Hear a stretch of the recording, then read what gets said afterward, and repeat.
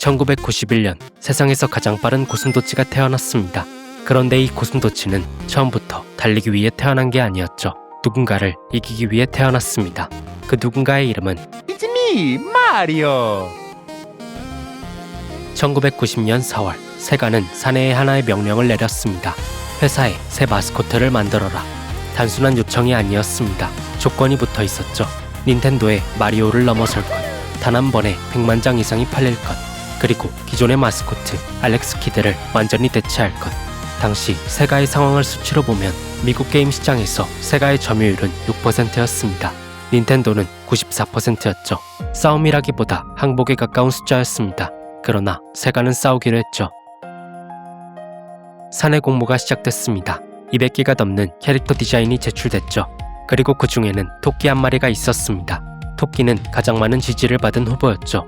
그런데 문제가 있었습니다. 토끼는 귀로 물건을 집어던지는 조작 방식을 가지고 있었는데 던지는 동작을 할 때마다 캐릭터가 제자리에 멈춰서야 했죠. 이는 세가가 메가드라이브로 가장 보여주고 싶었던 것, 끊임없이 질주하는 초고속 스피드와 정면으로 충돌했습니다. 그래서 이야기는 여기서 한번 방향을 꺾습니다. 아티스트 오시마 나오토는 토끼를 포기하고 다른 제안서를 들고 나카요지를 찾아갔습니다. 나카요지는 프로그래머였죠. 그는 이미 하나의 기술 데모를 만들어둔 상태였는데 화면 위에서 엄청난 속도로 굴러다니는 공이었습니다. 이름도, 눈도, 얼굴도 없는 그냥 공이었죠. 팀은 이제 그 공에게 어떤 캐릭터성을 부여할지 고민했습니다. 최종 후보는 둘이었죠. 아르마딜로 그리고 고슴도치. 이유는 단순했습니다. 이 두 동물만이 단단한 껍데기나 날카로운 가시를 활용해 공처럼 몸을 말아올리는 습성을 지니고 있었는데 그 습성이 적에게 돌진하는 조작 방식과 자연스럽게 맞아떨어졌습니다. 최종적으로는 고슴도치가 선택됐는데 이유가 더 단순했습니다. 고슴도치가 더 빠르게 느껴졌기 때문. 형태가 정해지자 팀은 이제 이 고슴도치에게 색을 입혔습니다. 선택된 색상은 파란색이었죠. 세가 로고의 파란색을 그대로 가져온 것이기도 했지만 오시마 나오토가 훗날 직접 밝힌 진짜 이유는 따로 있었습니다. 그의 패션업계의 트렌드 컬러가 파란색이었기 때문이었죠. 게임 캐릭터를 디자인하면서 패션 트렌드를 참고했다는 것, 소닉이 처음부터 쿨함을 목표로 설계된 존재라는 증거였죠. 그렇게 두 사람은 마침내 공에 생명을 부여했습니다. 가시 달린 파란 고슴도치, 이름은 소닉. 세가는 여기서 멈추지 않았습니다. 이 파란 고슴도치에게 세상에서 가장 쿨한 패션을 입히기로 했죠. 그들의 시선이 향한 곳은 당대 최고의 팝스타 마이클 잭슨이었습니다. 소닉이 신은 신발은 마이클 잭슨의 배드 앨범 커버에 등장하는 부츠에서 영감을 받아 디자인되었죠. 여기에 전 세계 누구에게나 친숙한 산타클로스의 강렬한 빨간색을 입혔습니다. 이 빨간 신발은 디자인적으로 훌륭했을 뿐만 아니라 소닉이 초고속으로 달릴 때 파란색 몸과 대비되어 가장 화려하고 역동적인 스피드의 잔상을 만들어냈죠. 그렇게 완성됐습니다. 머리부터 발끝까지 90년대 청소년들이 열광할 모든 쿨함을 갈아넣은 마스코트가. 이 마스코트는 단순히 쿨한 캐릭터가 아니었습니다. 세가가 닌텐도에게 정면으로 날린 선전포고였죠. 메가드라이브.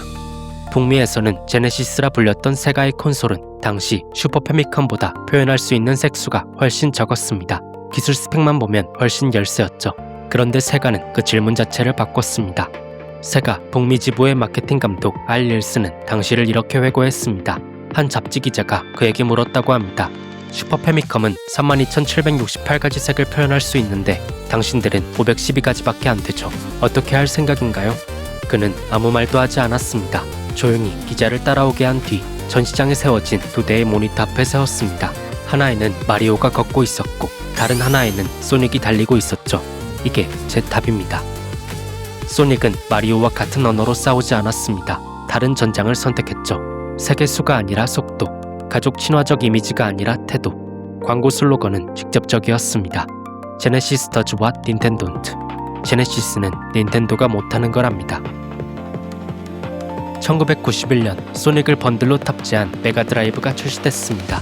그런데 이 번들 전략이 처음부터 순탄했던 건 아니었죠. 세가 아메리카의 CEO 톰 칼린스키는 일본 경영진 앞에 계획서를 꺼냈습니다.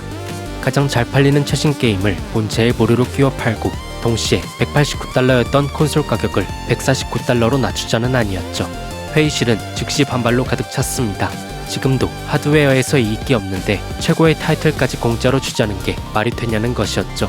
분노와 고성이 오가는 가운데 통역이 없어도 알 수 있는 험악한 분위기에 칼린스키는 사표를 쓸 각오까지 다졌죠. 그때 세가 창업주 나카야마가 말했습니다. 당신을 회사를 성공시키라고 고용했으니 원하는 대로 하라는 것이었습니다. 그리고 그 결과는 숫자로 기록되었으니 1992년 1월 세가는 미국 16비트 콘솔 시장에서 점유율 65%를 달성했습니다. 6에서 65로 마리오를 이기기 위해 태어난 고슴도치는 정말로 마리오를 이겼습니다. 적어도 잠깐은요. 이 이야기에는 뒷면이 있습니다.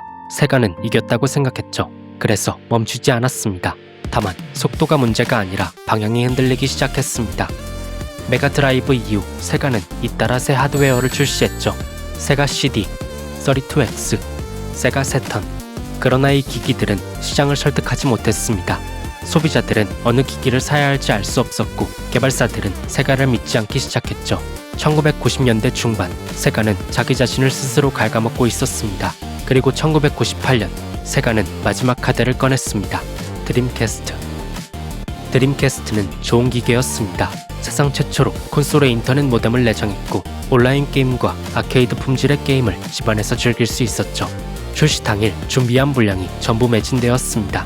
그리고 소닉 어드벤처가 드림캐스트의 간판 타이틀로 출시됐죠. 세가의 전부를 걸고 만든 소닉의 첫 3D 모험은 250만 장, 드림캐스트 역사상 가장 많이 팔린 타이틀이 되었습니다. 그러나 이듬해 소니가 플레이스테이션 2를 공개했죠. 플레이스테이션 2는 아직 나오지도 않은 상태였습니다. 그런데 소비자들은 기다렸습니다. 소니가 던진 한마디 때문이었죠. 플레이스테이션 2는 게임기인 동시에 거실을 지배할 DVD 플레이어라는 것이었습니다. 당시 DVD 플레이어는 400에서 700달러를 호가하는 고가 가전이었습니다. 그것을 299달러에 살 수 있다는 기대감 하나로 소비자들은 손에 쥐었던 혹은 쥐려 했던 드림캐스트를 내려놓았죠. 여기에 설상가상으로 EA가 드림캐스트 지원을 공식적으로 포기했습니다. 피파, 매든 NFL, 미국 시장에서 판매량을 보증하는 스포츠 게임들이 드림캐스트에서는 단 한 편도 나오지 않을 것이라는 선언이었죠. 세가와의 계약 갈등이 빚은 결과였지만 소비자 입장에서는 이유가 중요하지 않았습니다. 가장 많이 팔리는 게임들이 없는 콘솔이라는 사실만 남았죠. 2000년 세가는 4억 달러의 손실을 기록했습니다. 그리고 2001년 1월 31일 세가는 공식 발표를 했습니다. 드림캐스트 생산 중단, 콘솔 사업 철수. 18년에 걸친 세가의 하드웨어 시대가 끝났죠. 그 뒤로 소닉은 예상하지 못한 길을 걸었습니다. 적이었던 닌텐도의 기기에서 게임이 출시됐죠. 마리오와 함께 올림픽 게임에 나란히 등장했습니다. 한때 닌텐도가 못하는 걸 한다고 선언했던 그 마스코트가 이젠 닌텐도라는 플랫폼에서 함께 달리고 있었습니다. 어떤 이들은 이것을 굴욕이라 불렀고 어떤 이들은 화해라고 불렀죠. 그런데 문득 이런 생각이 듭니다. 세가가 존재하지 않았다면 닌텐도는 마리오를 더 빠르게 만들었을까요? 더 날카롭게 만들었을까요? 가격을 낮췄을까요?